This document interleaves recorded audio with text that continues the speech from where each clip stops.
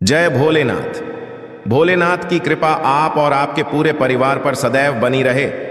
दोस्तों, आज की इस खास वीडियो में जानेंगे कि आखिर मुख्य द्वार पर जल छिड़कने का समय क्या होता है और सही विधि क्या होती है। किस समय हमें जल छिड़कना चाहिए मुख्य द्वार पर? क्या मुख्य द्वार पर जल छिड़कने के लिए स्नान करना जरूरी है या बिना स्नान किए भी मुख्य द्वार पर जल का छिड़काव किया जा सकता है? झाड़ू लगाने से पहले या फिर झाड़ू लगाने के पश्चात जल छिड़कना चाहिए? और एक और प्रश्न आया है कि क्या पीरियड्स में हम अपने घर के मुख्य द्वार पर जल का छिड़काव कर सकते हैं या मुख्य द्वार पर दीपदान कर सकते हैं? और जल से ही जुड़ा हुआ एक और प्रश्न है आपका कि मंदिर में जो प्रतिदिन हम एक जल रखते हैं, उस जल का हमें क्या करना चाहिए, किस प्रकार प्रयोग करना चाहिए? क्या हम उसे खाने में प्रयोग कर सकते हैं या फिर हम किसी पौधे में डाल सकते हैं? उस जल का उपयोग किस प्रकार से होना चाहिए?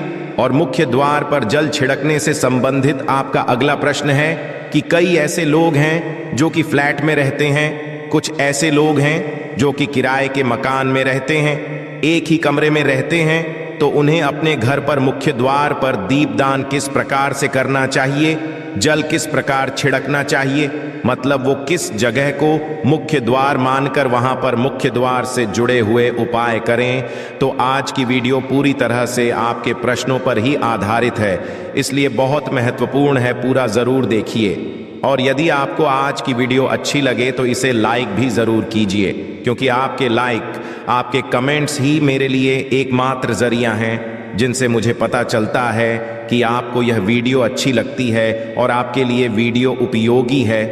तो यदि वीडियो अच्छी लगती है तो लाइक तो जरूर ही किया करें। इसके साथ ही कमेंट बॉक्स में भोलेनाथ के नाम का जयकारा भी जरूर लगाएं, इससे आपको पॉजिटिव ऊर्जा की प्राप्ति होती है।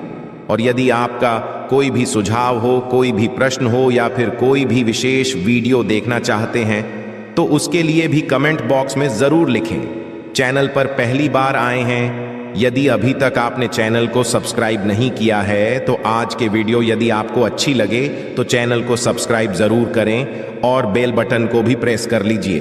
तो इससे ये होगा कि इस चैनल पर जो भी नई वीडियो अपलोड होंगी उनकी नोटिफिकेशन आपको सही समय पर प्राप्त होगी। तो अब जानते हैं कि मुख्य द्वार पर जल छिड़कने का सही समय क्या होता है और सही विधि क्या होती है। तो देखिए, यदि आप मुख्य द्वार पर जल छिड़कते हैं तो आपको ध्यान रखना है कि जल आप एक दिन पहले ही, मतलब रात को सोने से पहले, एक पात्र में कोई भी आप पात्र सकते हैं। जैसे कि आप एक तांबे का भी पात्र ले सकते हैं। तांबे का ना हो तो आप पीतल का ले सकते हैं, स्टील का ले सकते हैं, चांदी का ले सकते हैं। जो भी पात्र आपके पास उपलब्ध हो, एक लोटे में थोड़ा सा गंगा जल डाल दीजिए और उसके ऊपर शुद्ध जल भर दीजिए। और हाँ, गंगा जल ना हो तो भी परेशान होने की आवश्यकता नहीं है, सिर्फ शुद्ध जल से भी आप पत्र को भर सकते हैं। जल से भरे पात्र को अपने घर की रसोई में रख दीजिए। अब जैसे कि आप अगले दिन सुबह उठकर इस जल का छिड़काव अपने घर के मुख्य द्वार पर करेंगे। अब बहुत से भक्तों के प्रश्न आए हैं कि क्या हम स्नान से पहले ये जल छिड़क सकते हैं या फिर स्नान करना जरूरी है। देखिए, मुख्य द्वार पर जो सुबह सवेरे सबसे पहले जल छिड़का जाता है, जैसे कि जो रसोई में रखा हुआ जल होता है, ये एक तरीके से उपाय के तौर पर किया जाता है। घर में किसी भी प्रकार की परेशानी हो, किसी भी प्रकार के दुख दर्द रहता हो, गरीबी हो या फिर कलह क्लेश बहुत अधिक रहता है, मतलब किसी भी प्रकार की नेगेटिव ऊर्जा से आप परेशान हैं, बहुत समय से परेशानियों में ही घिरे हुए हैं, तो ऐसे में घर की रसोई में जल रखा जाता है और यही जल घर के मुख्य द्वार पर सुबह उठकर छिड़का जाता है। इस जल के छिड़काव से आपके घर की कोई भी परेशानी हो बहुत शीघ्र समाप्त हो जाती है। उपाय को करने से आपके घर में सुख समृद्धि भी आती है, कलह क्लेश से भी मुक्ति मिलती है, बीमारियों से भी मुक्ति मिलती है। मतलब देखिए, किसी भी प्रकार की मानसिक परेशानी हो, शारीरिक परेशानी हो, आर्थिक तंगी हो या आपके घर में कोई वास्तु दोष हो, किसी भी प्रकार का ग्रह दोष हो, जैसे कि कई बार ऐसा होता है कि कई लोगों के ऊपर कई प्रकार के बुरे ग्रह दोषों का प्रभाव होता है, जिसकी वजह से घर में परेशानियां सदैव बनी रहती है। तो ग्रह दोषों के प्रभाव से भी आपको मुक्ति मिलती है, दोष और पितृदोष भी समाप्त होता है। इसके साथ ही जैसे कि बहुत से लोगों के प्रश्न होते हैं कि उनके ऊपर किसी ने कुछ कर करा दिया है, उनके परिवार में किसी भी प्रकार की पहले कोई परेशानी नहीं थी, किंतु अभी कुछ समय से परेशानियां लगातार आती ही जा रही हैं और कोई रास्ता नहीं मिल रहा है। परेशानी से निकलने का तो किसी के भी किए कराए, तंत्र मंत्र का प्रभाव हो, किसी की बुरी नजर का प्रभाव हो, तो भी आपके इस उपाय से, मतलब इस एक लोटे जल से आपकी परेशानी स्वतः ही कुछ दिनों में हो जाती है। तो यह घर की सभी परेशानियों से मुक्ति पाने का रामबाण और सबसे सरल, सबसे आसान उपाय होता है जो हमारे शास्त्रों में वर्णित है। तो आप अपने घर की रसोई में एक लोटा जल रखें, रात में भरकर और प्रातःकाल जल्दी उठकर उसी जल से अपने घर के मुख्य द्वार पर छिड़काव कीजिए। अब जैसे कि बहुत से लोगों के प्रश्न आते हैं कि यह जल हमें किस समय अपने घर के मुख्य द्वार पर छिड़कना चाहिए, तो देखिए, सुबह सूर्योदय होने से पहले इस जल का छिड़काव आपके घर के मुख्य द्वार पर हो जाना चाहिए। आप चाहे इसके पश्चात आप शुद्ध जल से, मतलब किसी भी दूसरे जल से अपने घर के मुख्य द्वार को धोते हैं तो पश्चात में भी धो सकते हैं, कोई समस्या नहीं है। किंतु इस जल का छिड़काव घर के मुख्य द्वार पर सूर्योदय होने से पहले हो जाना चाहिए। और अब जैसे आपका अगला प्रश्न है कि क्या हमें स्नान करके इस जल का छिड़काव अपने घर के मुख्य द्वार पर करना चाहिए या फिर बिना स्नान किए भी कर सकते हैं। ये जो हम जल छिड़कते हैं, मतलब ये एक उपाय होता है, तो इसे हम स्नान करने के पश्चात नहीं करते हैं। सुबह जल्दी उठते हैं और उठकर सबसे पहले घर की रसोई में जाएंगे, उसके पश्चात उस जल को लेकर आप घर के मुख्य द्वार पर जाएंगे। मुख्य द्वार खोलकर, मतलब मेन गेट खोल दीजिए और उसके पश्चात मुख्य द्वार पर इसी जल का छिंटा दीजिए, छिड़काव कर दीजिए। और जल का छिड़काव करते समय अपने पितरों का ध्यान कीजिए, माँ का ध्यान कीजिए, क्योंकि कहा जाता है कि सुबह सुबह माँ लक्ष्मी प्रत्येक द्वार पर आती है, सबके द्वार पर आती है। जिनके भी द्वार खुले होते हैं, जिनके घर में जल का छिड़काव मुख्य द्वार पर हुआ रहता है, उसके घर में वह प्रवेश कर जाती है। तो माँ लक्ष्मी का अपने मन में ध्यान कीजिए और एक तरह से प्रार्थना कीजिए कि हे माँ लक्ष्मी, आप मेरे घर में प्रवेश करें, मैं आपका स्वागत करने के लिए तैयार हूं। और इसके पश्चात अपने पितरों का ध्यान कीजिए, क्योंकि हमारे घर की जो दहलीज होती है वहीं पर पितरों का वास माना जाता। तो जब आप दहलीज पर जल के छींटे देते हैं तो आपके पितृ बहुत हो जाते हैं, प्रसन्न हो जाते हैं और उनका आशीर्वाद भी आपको प्राप्त होता है। तो सुबह जो आप जल छिड़कें, इसके लिए स्नान करने की आवश्यकता नहीं है, बिना स्नान किए भी कर सकते हैं। और अब आपका अगला प्रश्न है कि क्या झाड़ू लगाने के पश्चात हमें जल का छिड़काव करना चाहिए या फिर झाड़ू लगाने से पहले भी जल का छिड़काव कर सकते हैं। देखिए, जैसे मैंने आपको पहले ही बताया, सोकर उठने के पश्चात सबसे पहला कार्य जो आपको करना है वो जल का छिड़काव ही करना है।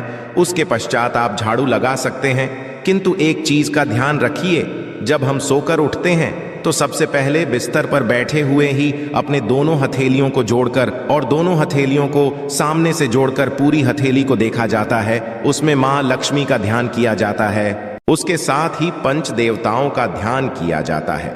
देवता कौन कौन से होते हैं? माँ दुर्गा, भगवान शिव, भगवान श्री हरि विष्णु, गणपति गजानन और भगवान सूर्य देवता। पंच देवताओं का ध्यान हम अपने हाथों में ही करते हैं, हथेलियों में ही करते हैं। करा करें। वास्ते लक्ष्मी कर्म देह, सरस्वती करमूले, तू गोविंदा प्रभाते प्रदर्शन। हम इस मंत्र का उच्चारण आप चाहें तो कर सकते हैं, नहीं करते हैं तो भी कोई बात नहीं। अपने इष्ट देवता का और पंच देवताओं का ध्यान अपनी हथेलियों में कर लीजिए। उसके पश्चात दोनों हाथ जोड़कर सभी देवी देवताओं को प्रणाम किया जाता है और उसके पश्चात अपने हाथ से पृथ्वी का स्पर्श करते हैं। धरती को छूकर प्रणाम करते हैं 2 बार या 3 बार और उसके पश्चात अपना दाहिना पांव पृथ्वी पर रखते हैं, धरती पर रखते हैं। उसके पश्चात ही बाकी के जो सभी कार्य होंगे वो उसके पश्चात ही किए जाएंगे। जल का छिड़काव आप उसके पश्चात ही करेंगे। सुबह उठने के पश्चात सबसे पहले हथेलियों के दर्शन, फिर धरती को प्रणाम कीजिए, फिर धरती पर पैर रखिए और उसके पश्चात रसोई में जाकर आपको जल लेना है और घर का मुख्य द्वार खोलकर मुख्य द्वार पर जल का छिड़काव करना है, माँ लक्ष्मी का और अपने पितरों का ध्यान करना है। उसके पश्चात आप अपने घर में आ जाएंगे और उसके पश्चात जो भी आपके रूटीन वर्क होते हैं, मतलब झाड़ू लगाएंगे, या फिर आप स्नान करेंगे, ये सभी उसके पश्चात किए जाएंगे। और अब जैसे कि कई लोगों के प्रश्न आते हैं कि जब हम जल का छिड़काव करते हैं, क्या उसी समय हम घर के मुख्य द्वार पर झाड़ू लगाकर और पानी डालकर क्या हम मुख्य द्वार की अच्छे से सफाई कर सकते हैं? जी हाँ, बिल्कुल कर सकते हैं। पहले आप जो रसोई में रखा हुआ जल है उस जल का छिड़काव कर दीजिए। उसके पश्चात और भी पानी डालकर, मतलब यदि आपके पास जल और उपलब्ध है तो और जल, और घर के मुख्य द्वार की अच्छी तरह से झाड़ू से या कैसे भी सफाई कर सकते हैं। और कई लोगों के प्रश्न आए हैं कि हम किसी फ्लैट में रहते हैं या फिर किसी ऐसे कमरे में रहते हैं, किराए के कमरे में, कि हमारे पास एक ही कमरा है, तो हम जल का छिड़काव या फिर दीपदान कहाँ पर करें? किसी हम अपना मुख्य द्वार माने। देखिए, जो आपका अपना कमरा है या फिर जो फ्लैट है आपका, जहां पर आपका नेलेट लगा हुआ है, आप उसी स्थान पर दीप दान करेंगे और उसी स्थान पर आपको जल का छिड़काव करना है। मतलब जहां पर आपका यदि एक ही कमरे का मकान है तो आपके कमरे का जो दरवाजा है वहीं पर आपको थोड़ा सा जल छिड़कना है और वहीं पर आप दीप दान भी करेंगे। जो कि मुख्य द्वार से जुड़े हुए उपाय होते हैं वो आप अपने घर के, मतलब जो अपना कमरा है उसके बिल्कुल दरवाजे के पास ही करेंगे। और आपका अगला प्रश्न है कि क्या पीरियड्स में हम अपने घर के मुख्य द्वार पर जल का छिड़काव कर सकते हैं, दीप दान कर सकते हैं? देखिए, जल का छिड़काव करने के लिए पीरियड्स हो या ना हो उसे कोई फर्क नहीं पड़ता, आप जल का छिड़काव कर सकते हैं। रही बात दीपदान की, तो दीपदान देखिए कार्मिक पूजा में आ जाता है और कार्मिक पूजा हम बिना शुद्ध हुए नहीं कर सकते हैं। मतलब पीरियड समाप्त होने के पश्चात ही आप कर सकते हैं। बाकी जल का छिड़काव आप कभी भी कर सकते हैं, मैं भी कर सकते हैं, कोई समस्या नहीं है। और अब आपका प्रश्न है कि क्या मंदिर में जो हम जल रखते हैं क्या वो रखना जरूरी है, और यदि हम रखते हैं तो उस जल का क्या करें? देखिए, मंदिर में जल रखना बहुत जरूरी है। जल एक ऐसी चीज होती है जिसमें सभी प्रकार की जो एनर्जी होती है ऑब्जर्व हो जाती है। तो जो हम पूजा पाठ करते हैं, मंत्रों का जप करते हैं या वहां पर प्रार्थना करते हैं, जो भी हमारे अपने मन की कामना भी कहते हैं, से तो सभी चीजें उस जल में समाहित हो जाती हैं। इसलिए पूजा करने से पहले घर के मंदिर में एक लोटा जल रखा जाता है और उसके पश्चात दीपदान, मतलब एक दीपक प्रज्वलित कर दिया जाता है। यह अग्नि और जल का एक तरह से बैलेंस भी हो जाता है और इसलिए शास्त्रों के अनुसार घर के मंदिर में एक लोटा जल भी सदैव होना चाहिए और दीपक भी प्रज्वलित करना चाहिए। तो अब इस जल का करना क्या चाहिए? देखिए, हम जल रखते हैं, सुबह की पूजा में रखते हैं, मतलब सुबह जो हम पूजा करते हैं प्रातः कालीन पूजा, उस समय जल रखा जाता है और वो जल हम अगले दिन उठाते हैं। मतलब जब आप अगले दिन पूजा करने जाते हैं, स्नान इत्यादि करने के पश्चात, तो आप उस जल को उठाते हैं। सबसे पहले तो उस जल का प्रयोग सुन लीजिए। आप अपने घर के सारे कमरों में, मतलब पूरे घर में उस जल का छिड़काव करते हैं। इससे आपके घर का शुद्धिकरण हो जाता है, क्योंकि वो बहुत ही पॉजिटिव एनर्जी से भरा हुआ जल होता है। उस जल का छिड़काव करने से किसी भी प्रकार की नेगेटिव ऊर्जा का प्रवेश आपके घर में नहीं होता। किसी भी प्रकार की परेशानी आपके घर में हो, यदि आप नियमित तौर पर उस जल का छिड़काव करें अपने घर में, तो निश्चित ही आप परेशानियों से मुक्ति पा जाते हैं। कि ये कराएं, तंत्र मंत्र के प्रभाव से मुक्ति पा जाते हैं। इसका उपाय आप कर सकते हैं। जैसे कि घर में कोई बीमार है तो आप इस जल को उस व्यक्ति को पीने के लिए दे सकते हैं। और ये जल इतना पावरफुल होता है कि इस जल को पीने से बड़ी बीमारियों से, मतलब लंबी बीमारियों से भी धीरे धीरे राहत मिलने लग जाती है। कई बार होता है ना कि आप लोगों के प्रश्न आते हैं कि दवाई तो हम कर रहे हैं किंतु दवाई हमें लगती ही नहीं है, दवाई का कोई प्रभाव ही देखने को नहीं मिलता। तो ऐसे यदि उस जल को पीने के लिए रोगी को दिया जाए तो बहुत अच्छी दवाइयां काम करने लग जाती हैं। और जैसे कि परिवार में यदि बहुत अधिक कलह क्लेश रहता है, सदैव आपस में सामंजस्य बनता ही नहीं है, आपस में हर बात पर मतभेद होता है, तो परिवार के सभी सदस्य इस जल में से यदि थोड़ा थोड़ा पीते हैं तो धीरे धीरे विचारों में परिवर्तन आने लग जाता है। पॉजिटिव विचार सभी के होने लग जाते हैं और आपस में समन्वय होने लग जाता है। कलह क्लेश और मतभेद सदैव के लिए समाप्त हो जाता है। और मंदिर में रखे हुए जल का अगला उपाय क्या है? देखिए, यदि आप कोई दुकान करते हैं, कोई व्यापारिक स्थल है आपका, तो प्रतिदिन इसी जल में से थोड़ा सा जल ले जाकर दुकान पर, व्यापारिक स्थल पर छिड़काव कीजिए। इससे आपका दुकान, आपका काम बहुत अच्छा चलता है। मतलब किसी भी प्रकार की परेशानी आपके व्यापारिक स्थल पर नहीं आती है, क्योंकि जैसा मैंने आपको बताया, ये जो जल होता है बहुत पावरफुल होता है, बहुत पॉजिटिव होता है। तो इस जल का करने से बहुत सारी परेशानियां स्वतः ही समाप्त हो जाती है। जैसे यदि आपके दुकान पर किसी की नज़र लगी है, बहुत से लोगों के प्रश्न आते हैं कि हमारे काम को किसी ने बांध दिया है। मतलब किसी की बुरी नज़र ऐसी लग गई है कि पहले तो दुकान बहुत अच्छी चलती थी, अब नहीं चल रही है। तो आप इस उपाय को कर सकते हैं। निश्चित ही बहुत जल्द ही आपको परेशानियों से मुक्ति मिल जाती है और दिन दूनी रात चौगुनी आपके व्यापार में तरक्की होती है। और है मंदिर में रखे हुए जल को आप अपने घर की रसोई में खाना बनाने में, पीने में भी प्रयोग कर सकते हैं। किंतु खाना बनाने में प्रयोग तभी कीजिए जबकि आपके घर में बिल्कुल सात्विक भोजन बनता हो, मतलब लहसुन प्याज। यदि आपके घर में बनता हो तो खाना बनाने में इस जल का प्रयोग नहीं किया जा सकता है। फिर आप इस जल को थोड़ा थोड़ा परिवार के सदस्य मिलकर ग्रहण कर सकते हैं और बचे हुए जल को आप अपने घर में पौधों में डाल सकते हैं। तो देखिए, ऐसा नहीं है कि मंदिर पर रखा हुआ जल बेकार होता है, किसी काम का नहीं होता है। बहुत सारे उपयोग इस जल के होते हैं। यदि हम सही तरीके से प्रयोग करें तो अपने जीवन की बहुत सारी परेशानियों का समाधान मात्र इस एक लोटे जल से हम कर सकते हैं। तो ध्यान रखिए कि मंत्रों से अभिमंत्रित जल बहुत महत्वपूर्ण होता है, बहुत शक्तिशाली होता है। और हमारे घर के मंदिर पर रखा हुआ जल देवताओं का आशीर्वाद होता है, क्योंकि पूरे समय वह देवताओं के पास होता है।